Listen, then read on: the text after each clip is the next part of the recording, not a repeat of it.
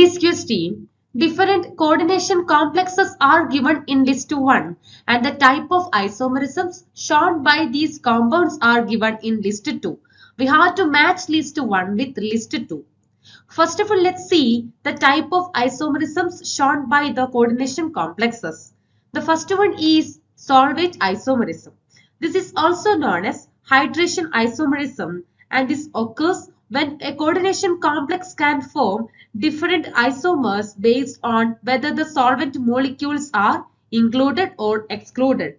This will arise when the coordination compound has the same formula but differ in the arrangement of solvent molecules either inside or outside the coordination sphere. Simply we can say this type of ionization will occur when a ligand in a complex is replaced by a solvent molecule.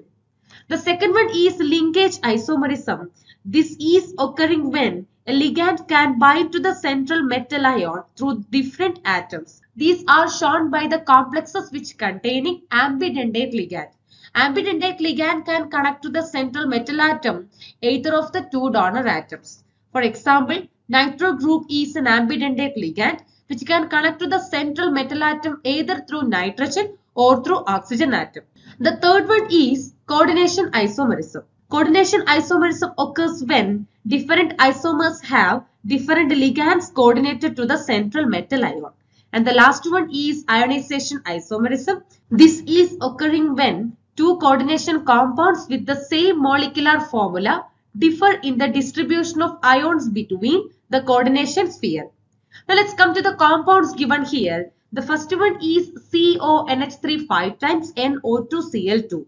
Here nitro group is present which is an ambidentate ligand. So they can show the linkage isomerism. The second one is CONH3 5 times SO4Br which can show ionization isomerism.